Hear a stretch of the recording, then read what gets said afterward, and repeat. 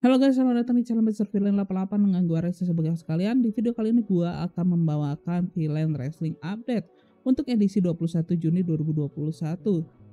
Dan seperti biasa, video Villain Wrestling Update pastinya akan memberikan update terbaru mengenai dunia pro wrestling dengan beberapa headline yang akan gua berikan untuk di video kali ini. Headline yang pertama ini, akhirnya New Japan Pro Wrestling setelah 1 tahun lebih mereka akan kembali menggelar live event di Amerika Serikat. Lalu selanjutnya ini kita akan mendapatkan update mengenai cedera yang dialami oleh Will Ospreay, dan yang terakhir ini adanya kabar daripada Becky Lynch yang sedang bersiap diri untuk comeback ke WWE. So, tanpa panjang lebar lagi, kita mulai saja ya berita yang pertama dengan headline yang pertama, yaitu mengenai show live event daripada New Japan Pro Wrestling yang akan digelar di Amerika Serikat. Yang lebih tepatnya lagi nih, mereka akan menggelarnya di kota Los Angeles ya, dengan tajuk show-nya itu sendiri bernama New Japan Pro Wrestling Resurgence. Dan untuk tanggal pelaksanaan itu berada di tanggal 14 Agustus tahun 2021 nanti, dengan venue-nya itu berada di The Torch dari LA Coliseum. Dan dalam video promosionalnya ya, ada beberapa bintang daripada New Japan Wrestling yang menjadi highlight, dengan highlight utamanya itu memperlihatkan The IWGP United States Champion Jon Moxley. Selain itu juga kita melihat ada Jay White, lalu Tom Lawlor, yang dimana Jay White sekarang ini merupakan Never Openweight Champions, dan Tom Lawlor ini merupakan Strong Openweight Championship ya. Lalu juga ada Doc Gallows dan juga Carl Anderson, The Good Brothers. Lalu ada tag team lainnya seperti Juice Robinson, David Finlay. Lalu juga ada produk-produk daripada dojo LA-nya New Japan Pro Wrestling seperti Shota Umino. Lalu ada Ren Narita, Carl Frederick, Carl Connors. Lalu juga ada Alex Coughlin dan juga Hikuleo.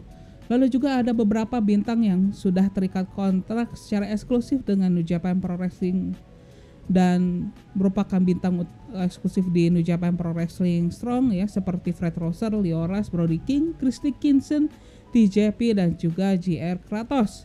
Dan dari New Japan Pro Wrestling, mereka tidak hanya mengannounce mengenai show-nya yaitu New Japan Pro Wrestling Resurgence, mereka juga mengannounce mengenai tag team turnamen ya, khusus di show mereka New Japan Pro Wrestling Strong yang bertajuk daripada New Japan Strong Tag Team Turbulence, yang dimana di turnamen tersebut ya, Doc Gallows dan juga Carl Anderson ini akhirnya akan melakukan comeback ya ke New Japan setelah mereka itu meninggalkan promotion tersebut di tahun 2016 untuk bergabung dengan WWE. Dan untuk turnamen ini sendiri pun akan diikuti oleh 8 tim ya secara total. Selain tim daripada Doc Gallows dan juga Carl Anderson, ada tim lain seperti Clark Connors akan bersama dengan TJP. Lalu legenda daripada New Japan Pro Wrestling, The Blue Thunder, Yuji Nagata ini akan bersama Ren Narita. Lalu juga kita akan melihat tim daripada Fred Yehi bersama Wheeler Yuta. Ada tim lainnya juga seperti Kevin Knight bersama The DKC. Dan ada tim dari Jordan Nelson, Roy Isaac. Dan yang dua terakhir ini, yang pertama ini ada tim Brody King bersama Chris Dickinson, dan yang terakhir adalah tim dari JR Kratos bersama Danny Limelight. Dan untuk turnamen ini sendiri pun akan dimulai di tanggal 16 Juni yang akan ditayangkan di Strong ya, di Japan Strong. Dan dimana untuk first round ini kita sudah keluar ya susunan siapa saja yang akan bertanding, dimana match pertama ini akan mempertemukan The Good Brothers yang akan menghadapi Clark Connors bersama TJP. Lalu partai kedua ini ada Yuji Nagata bersama Ren Narita menghadapi Fred Yehi bersama Wheeler Yuta. Lalu partai ketiga ini ada match antara Kevin Knight bersama The DKC yang akan menghadapi Jordan Nelson bersama Roy Isaac. Dan yang terakhir ini ada match antara Brody King bersama Chris Dickinson menghadapi JR Kratos dan bersama Danny Limelight. Itu saja ya untuk update mengenai New Japan Pro Wrestling untuk di video kali ini. Kita berlanjut ke mantan IWGP World Heavyweight Champions ya, yaitu Will Ospreay. Ya, seperti yang gue sebut sebelumnya, memang Will Ospreay ini merupakan mantan juara daripada IWGP World Heavyweight champions di New Japan Pro Wrestling ya, setelah sebelumnya dia mengalahkan Kota Ibushi yang merupakan inaugural champion untuk gelar tersebut di event Sakura Genesis di bulan April tahun ini gitu ya. Namun kurang lebih di 1 bulan kemarin gitu ya, di akhir bulan Mei atau di awal-awal bulan Juni, dia pun harus menanggalkan title-nya ya karena dia mengalami cedera begitu, dan dia memilih untuk kembali ke tanah kelahirannya itu ke Inggris ya untuk memulihkan dan juga merawat daripada cedera yang sedang dialaminya. Dan melalui akun sosial medianya ya, dia pun mengupdate mengenai keadaan cedera yang sedang dialaminya, yang dimana dia sudah menyampaikan bahwa setelah dilakukan pemeriksaan MRI ternyata memang ada masalah di bagian punggung ya, lebih tepatnya di lower back atau di pinggangnya, yang memang kabar tersebut tuh bukan kabar terbaik, namun masalahnya atau cederanya ini masih bisa ditangani, dan itu pun yang memotivasi dia untuk bisa kembali lagi bertanding begitu.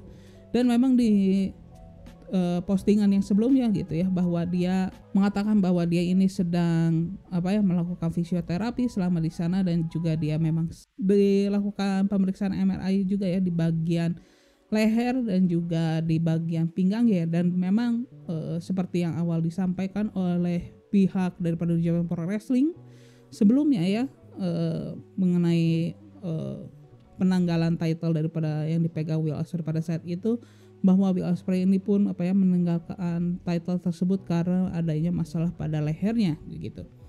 Dan selanjutnya ini kita berlanjut ke WWE, di mana ini gua akan menyampaikan terlebih dahulu ya mengenai kabar WWE tryout ya yang akan dilaksanakan pada Minggu SummerSlam mendatang, di mana dilaporkan bahwa WWE ini pun menginginkan syarat khusus atau kriteria khusus bagi para tryout yang akan mengikuti daripada WWE tryout nanti begitu, yang dimana WWE dikabarkan seperti oleh Wrestling Observer yang mengabarkan bahwa WWE ini menginginkan bahwa talent-talent yang akan mengikuti tryout ini pun bisa dibilang usianya lebih muda, yaitu di range usia 20 hingga 27 tahun dengan berat itu seberat 220 pound dengan tingginya itu 6 kaki ya.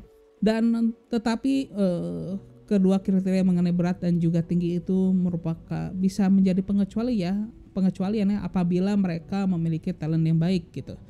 Dan WWE pun lebih menginginkan bahwa talent-talent yang akan direkrut nanti itu memiliki diversity yang lebih luas lagi gitu ya, dimana mereka lebih ingin mengikat kontrak bagi kepada talent-talent yang memiliki ras seperti Afrika American dan juga dari kelompok Hispanik gitu ya. Dan juga mereka juga kemungkinan besar ingin lebih banyak menjaring talent-talent yang berasal dari negara Tiongkok, lalu juga India dan juga Timur Tengah, yang dimana mereka sudah melakukannya itu ya sejak tahun 2018, dan sekarang nama-nama dari region tersebut pun sudah bermunculan ya, seperti ada Siali di NXT dan ada juga Mansur yang berasal dari Arab Saudi yang kini dia bergabung dengan Raw. Dan dari rekrutan terakhir dari WWE yang pihak WWE ini seperti yang dilaporkan oleh Wrestling Observer ya, bahwa pihak WWE ini pun sangat memuji rekrutan terbaru mereka ya, seperti Bronson Rick Steiner yang merupakan anak daripada Rick Steiner ya, salah satu legenda dari dunia pro wrestling juga. Lalu juga mereka memuji seperti talent-talent seperti Drew dan juga Jacob Casper, Bobby Stevenson, dan yang terakhir ini adalah Parker Boudreaux yang disebut oleh Paul Heyman ini merupakan the next Brock Lesnar ya, yang dimana semua nama yang tadi disebutkan ini mereka puji ya oleh WWE, itu merupakan seorang atlet asli secara tanda kutip gitulah, pokoknya performer yang baik lah pada intinya sih gitu sebenarnya. Ya kita lanjut beritanya dengan rating daripada WWE SmackDown yang pada edisi 18 Juni kemarin itu mereka memiliki main event match-nya adalah Hell in a Cell match antara Roman Reigns dan juga Rey Mysterio, di mana pada episode tersebut SmackDown ini berhasil menarik penonton secara rata-rata sebanyak 1.928.000 penonton dengan rating yang mereka dapatkan sebanyak 0,5 ya untuk demografis usia 18 hingga 49 tahun. Secara angka yang didapatkan oleh mereka ini secara overall ini mengalami peningkatan sebanyak 4,1% ya dibandingkan episode yang lalu begitu. Itu saja sih yang bisa gue sampaikan mengenai rating daripada SmackDown yang kemarin.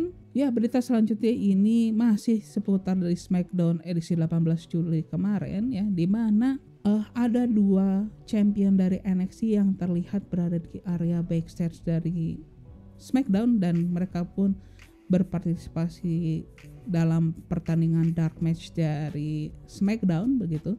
Yang kedua nama itu adalah NXT Champion yaitu Karrion Kross bersama Scarlett dan juga NXT North American Champion yaitu Bronson Reed. Yang dimana keduanya ini ya seperti yang apa yang dilaporkan oleh PW Insider ya, yaitu keduanya ini bertanding dalam dark match yang dimana Karrion Kross ini menghadapi Dolph Ziggler dan juga Bronson Reed ini menghadapi rekan daripada Dolph Ziggler yaitu Bronson Reed. Kedua dark match ini bisa dibilang merupakan evaluasi ya oleh pihak manajemen WWE yang seperti yang santer dikabarkan bahwa setelah semakin dekatnya dengan WWE Draft ya, bahwa kedua nama ini sendiri pun dipersiapkan untuk dipanggil ke main roster begitu.